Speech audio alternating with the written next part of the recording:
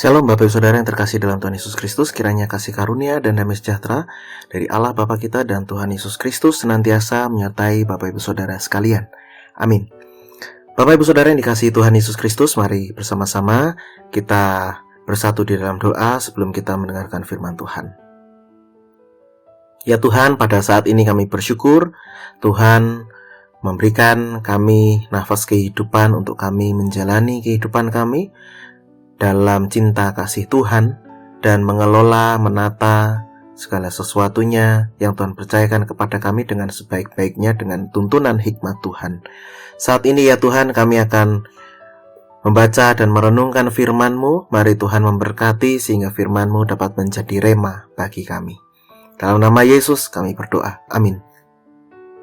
Bacaan kita diambil dari Lukas 4 ayat 42 dan 43. Lukas pasal 4 ayat 42 dan 43 yang demikian. Ketika hari siang, Yesus berangkat dan pergi ke suatu tempat yang sunyi. Tetapi orang banyak mencari Dia, lalu menemukannya dan berusaha menahan Dia supaya jangan meninggalkan mereka. Tetapi Ia berkata kepada mereka, "Juga di kota-kota lain Aku harus memberitakan Injil Kerajaan Allah, sebab untuk itulah Aku diutus."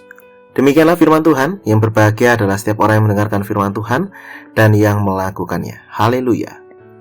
Jemaat yang dikasihi Tuhan Yesus Kristus, Kapernaum adalah sebuah kota di mana Tuhan Yesus singgah. Dan di Kapernaum itu Tuhan Yesus mengajar orang-orang di rumah ibadat di Kapernaum. Nah, ketika Tuhan Yesus mengajar di rumah ibadat itu, maka banyak orang kemudian takjub dengan pengajarannya. Lalu ada orang-orang yang sakit datang kepadanya dan Tuhan pun menyembuhkan mereka. Maka semakin takjub, semakin terheran-heran mereka dengan kehadiran Yesus, sebab ada sosok yang luar biasa memiliki kuasa jauh melebihi siapapun yang pernah mereka saksikan. Nah, oleh karena itu, kemudian di bacaan kita, mereka tuh sedang mencari-cari Yesus karena saking takjubnya dengan Tuhan Yesus. Ketika sudah menemukan Yesus ada di tempat sunyi, kemudian menahan Tuhan Yesus supaya tetap di Kapernaum. Nah, ibu bapak, saudari-saudara yang terkasih dalam Tuhan Yesus Kristus, siapa yang tidak suka disayang? Semua orang pasti suka untuk disayang. Siapa yang tidak suka menjadi populer? Saya yakin banyak orang ingin menjadi populer. Siapa yang tidak ingin merasa hidupnya bermanfaat bagi orang lain? Saya yakin hampir semua orang itu ingin supaya hidupnya bermanfaat bagi sesama, bagi orang lain. Nah, ketika Tuhan Yesus ini diperhadapkan dengan pilihan yang sulit, apakah tinggal di Kapernaum atau melanjutkan perjalanan untuk mewartakan Injil Kerajaan Allah, disitulah sebenarnya ada godaan-godaan yang kemudian merongrong Tuhan Yesus. Apakah Tuhan Yesus kemudian tergoda dengan nikmat-nikmat duniawi yang seperti itu? Ternyata Tuhan Yesus berpikir jauh lebih luas, jauh lebih besar dari sekedar kota Kapernaum. Di Kapernaum ini tentu saja adalah tempat yang nyaman, di mana semua orang, barangkali hampir semua orang di Kapernaum itu sayang kepada Tuhan Yesus. Tuhan Yesus menjadi populer di sana karena apa yang Dia kerjakan, apa yang Dia wartakan di sana. Tetapi kehadiran Tuhan Yesus di sini bukan hanya untuk Kapernaum saja. Seperti judul perenungan kita hari ini, tugas utama.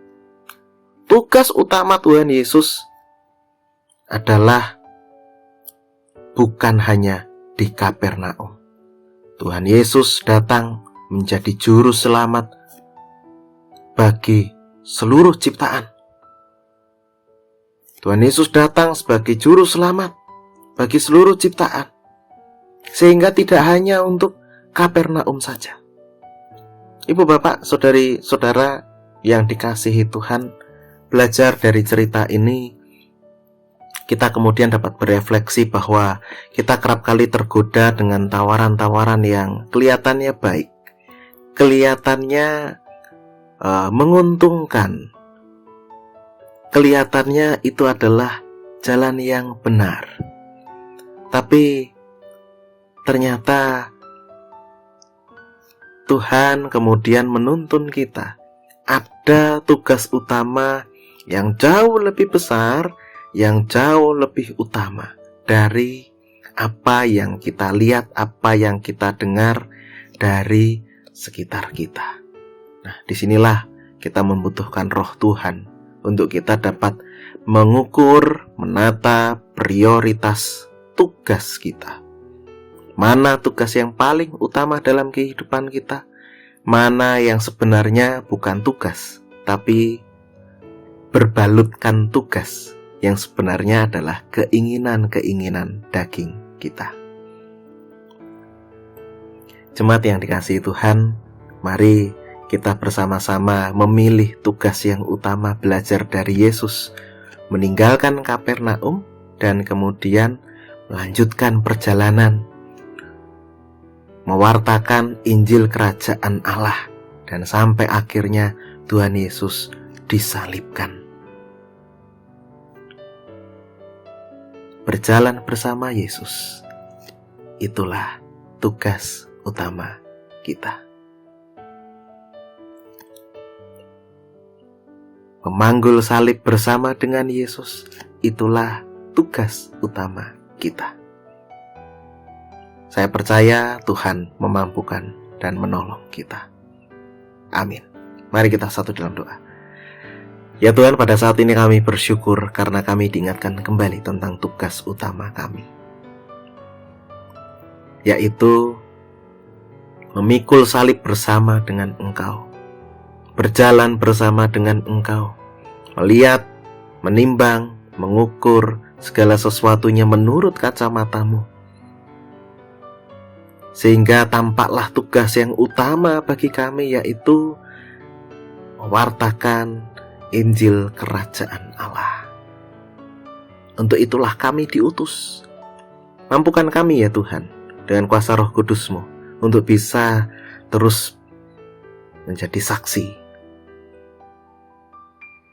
di tengah dunia ini, saksi Kristus yang menghadirkan kemuliaan nama Tuhan. Di dalam nama Tuhan kami Yesus Kristus, kami berdoa. Amin. Kiranya kasih karunia dan damai sejahtera dari Tuhan Yesus Kristus, kasih dari Allah Bapa, serta persekutuan dengan Roh Kudus menyertai saudara sekalian. Amin.